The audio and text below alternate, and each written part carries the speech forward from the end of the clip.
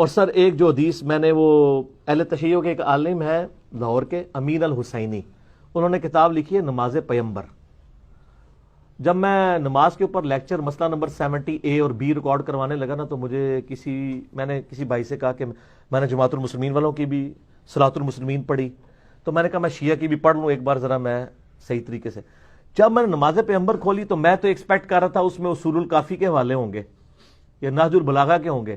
وہ جب میں نے کتاب کھولی نماز پیمبر امین الحسینی اہل تشیع کے، اس وقت سمجھ لیں زبیر لیزئی کا جو مقام حاصل ہے، اس لیول کا علمی مقام ان کو اس حوالے سے بکس کے حوالے سے حاصل ہے. کافی کتابیں انہوں نے لکھی ہیں. تو وہ پوری کی پوری کتاب میں ریفرنسز بخاری شریف، مسلم شریف، ابو داؤد شریف، ترمذی شریف، ابن ماجہ شریف. کتاب کس کی؟ اہل تشیع کی. میں بڑا حیران ہوا. وہ میں جب حدیث پڑھی نا تو ادھر سے مجھے ایک ٹروتھ ریویل ہوا. میں ان کا نام اس لیے لے رہا ہوں کہ میں علمی خیانت نہیں کرتا، میں کسی کی اچیومنٹ کو اپنی اچیومنٹ بنا کے قتل نہیں پیش کرتا، یہ جرم ہے بہت بڑا. ان کی کتاب میں نے جب پڑھی نا تو اس میں انہوں نے ایک ٹروتھ ریویل کیا.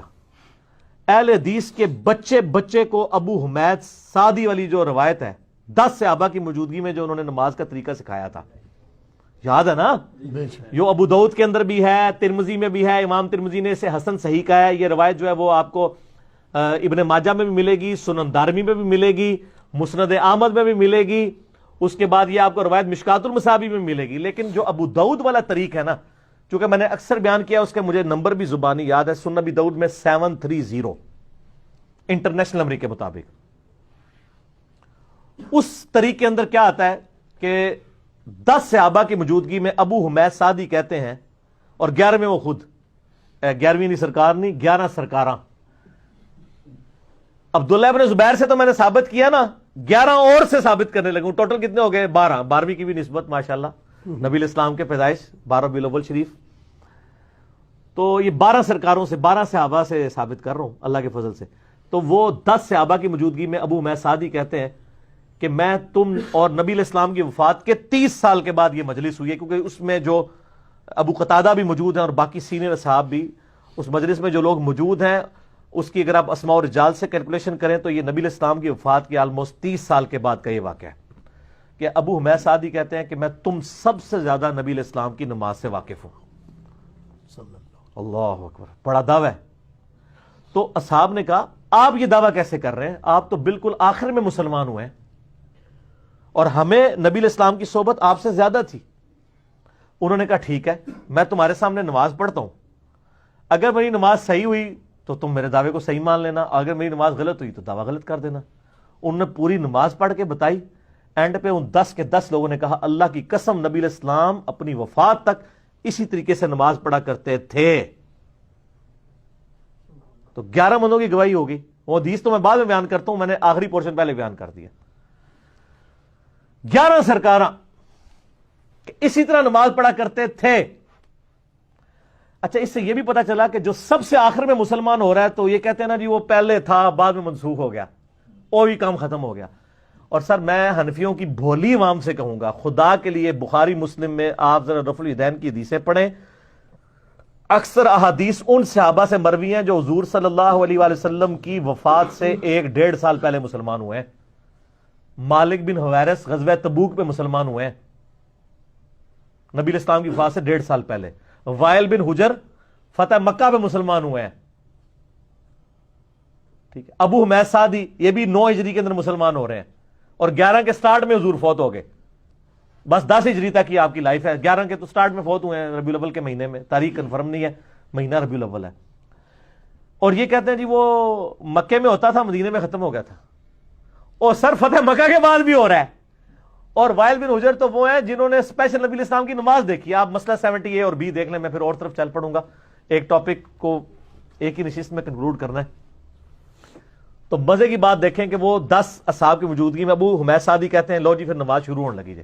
تسی بھی ذرا اپنی نماز چیک کر لو. وہ کہتے ہیں کہ نبی علیہ السلام جب بھی نماز کا ارادہ کرتے، الفاظ پہ ذرا غور کرنا ہے، تو آپ علیہ السلام قبلہ رخ کھڑے ہو کر اللہ اکبر کہتے، حتیٰ کہ ہر ہڈی اپنی جگہ پر واپس آ جاتی، اور اس کے بعد آپ صلی اللہ علیہ وسلم قرات شروع کرتے. پھر جب آپ صلی اللہ علیہ وآلہ وسلم رکوع کا ارادہ کرتے پھر دونوں ہاتھوں کو کندھوں تک اٹھاتے حتیٰ کہ ہر ہڈی اپنی جگہ پر واپس آ جاتی. ٹھیک ہے. پھر جب رکوع سے سر اٹھاتے پھر سمیع اللہ لمن حمیدہ کہتے اور دونوں ہاتھوں کو کندھوں تک اٹھاتے حتیٰ کہ ہر ہڈی اپنی جگہ پر واپس آ جاتی. پھر سجدے کے لیے جھکتے. اچھا وہ پھر ہر جگہ ہاتھوں کی پوزیشن بتاتے ہیں کہ رکوع میں ہاتھ گھٹنوں پہ رکھتے اور بالکل یہ سیدھے کر دیتے. سجدوں میں دونوں کانوں کی سیدھ میں دونوں ہاتھ رکھ کے سجدہ کرتے.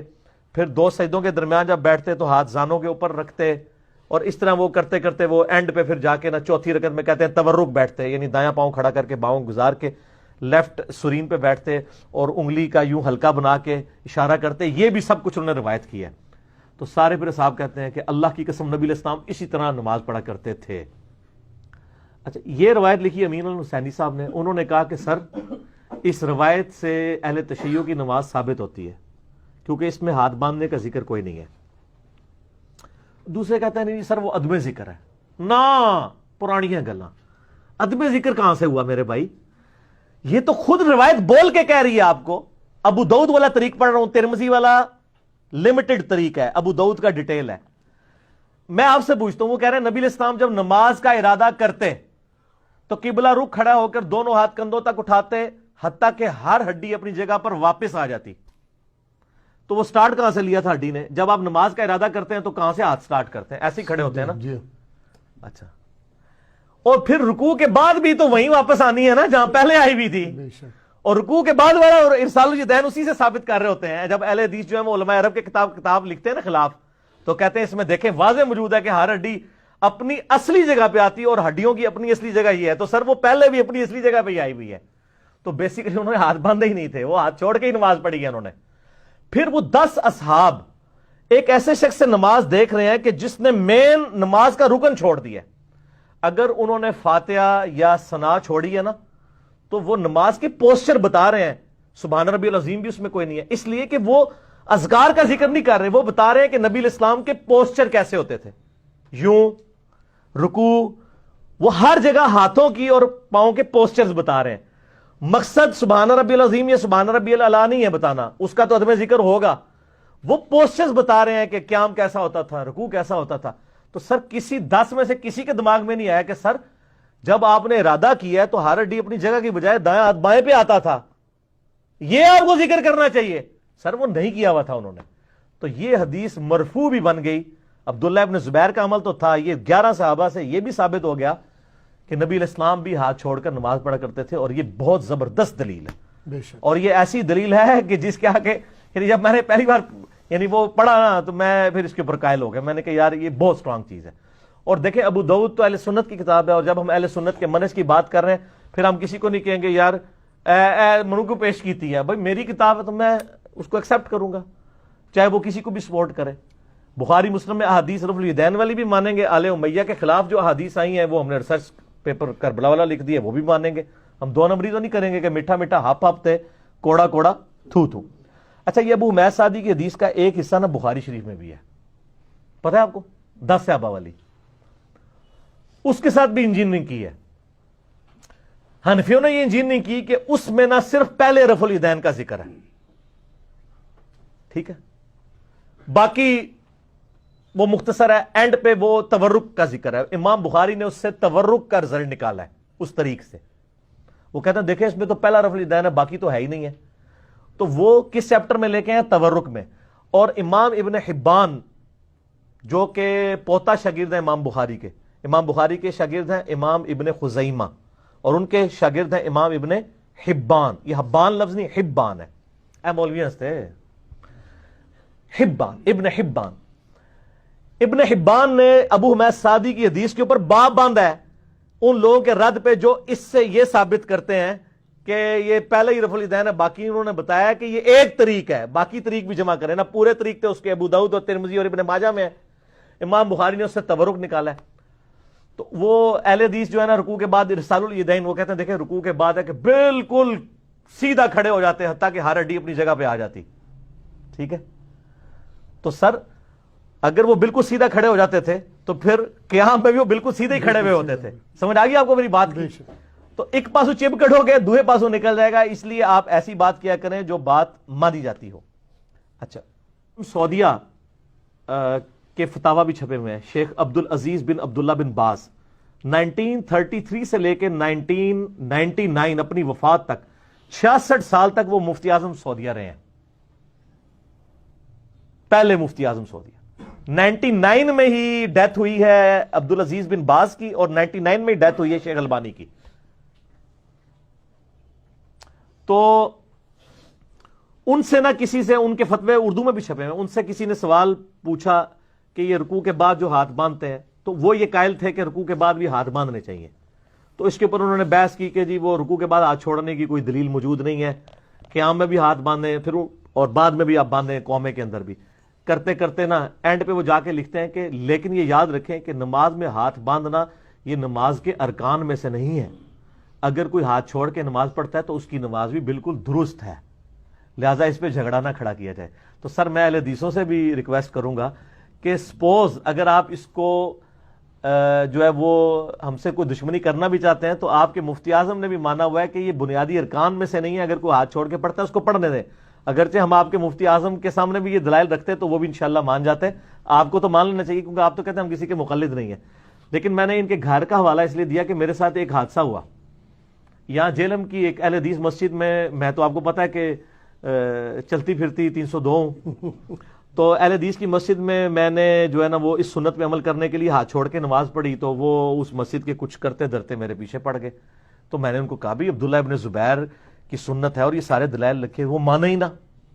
پھر میں نے کہا آپ کو پتا ہے کہ عبدالعزیز بن عبداللہ بن باز کا فتویٰ موجود ہے کہ ہاتھ چھوڑ کے جو نماز پڑھتا ہے اس کی نماز بالکل صحیح ہے، اگرچہ ہم اس سے سنت کے قریب نہیں مانتے لیکن نماز درست ہے، کیونکہ ہاتھ باندھنا نماز کے ارکان میں سے نہیں ہے، نماز کا رکن قیام ہے، قیام ہاتھ باندھ کے ہو تو ہم کہتے ہیں سنت ہے، اگر کوئی ہاتھ کھول کے کرتا ہے تو ہم اس کو جواز کی حد تک مانتے ہیں، کوئی حرج نہیں۔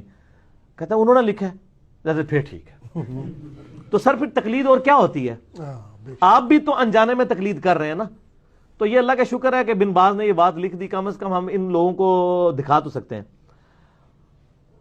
اس سے بھی آگے امام مالک رحمہ اللہ جن کی زندگی پوری مدینہ شریف گزری ہے، کئی تابعین کی انہوں نے صحبت کی ہے، ان کی جو فقہ کی بنیادی کتاب ہے المدونۃ الکبریٰ، جیسے حنفیوں کی ہے نا شرح معانی الاثار جسے طحاوی شریف بھی کہتے ہیں، امام طحاوی المتوفی 321 ہجری، اور اس کے بعد ہدایہ تو بہت بعد میں لکھی گئی ہے، طحاوی شریف بنیادی ان کی فقہ کی کتاب ہے۔ اس طرح مالکیوں کی بنیادی فقہ کی کتاب کون سی ہے؟ المدونۃ الکبریٰ، اس کے اوپر پوری فقہ مالکی بیس ہے، اس میں ڈائریکٹ امام مالک سے سوال پوچھے گئے انہوں نے جواب دیے ہیں، ٹھیک ہے۔ المدونۃ الکبریٰ میں امام مالک سے پوچھا گیا، سر یہ میری طرف متوجہ رہنا ہے، بڑی میٹھی میٹھی باتیں ہیں، ان سے پوچھا گیا کہ آپ نماز میں ہاتھ باندھنے کے بارے میں کیا کہتے ہیں؟ تو امام مالک نے فرمایا کہ نماز میں، فرض نماز میں ہاتھ باندھنے کی کوئی دلیل میرے علم میں نہیں ہے، نماز تو ہاتھ چھوڑ کے پڑھنی چاہیے۔ اچھا، البتہ نفلی نماز میں چونکہ قیام لمبا ہوتا ہے، لوگ قرآن بھی پڑھتے تھے، ایک ایک گھنٹے کی تراویح پڑھنی ہے، تو اگر آپ کے ہاتھ ارسال الیدین میں تھک جائیں تو ہاتھوں کو سکون پہنچانے کے لیے تھوڑی دیر کے لیے آپ ہاتھ باندھ سکتے ہیں، جواز۔ اور ان کا یہ اجازت میں صرف نفلی نماز کے لیے دے رہا ہوں، فرض نماز آپ سنت کے مطابق ہاتھ چھوڑ کے پڑھیں، یہ امام مالک کہہ رہے ہیں المدونۃ الکبریٰ میں، ٹھیک ہے۔ یہاں پہ بعض سلفی کہتے ہیں وہ دیکھیں جی وہ کتاب کنٹراورشل ہے، سر آپ کے کہنے سے کنٹراورشل نہیں بنے گی، فقہ مالکی تواتر کے ساتھ نقل ہوئی ہے، وہ اس کتاب کو بنیادی کتاب مانتے ہیں، صحیح، ٹھیک ہے نا۔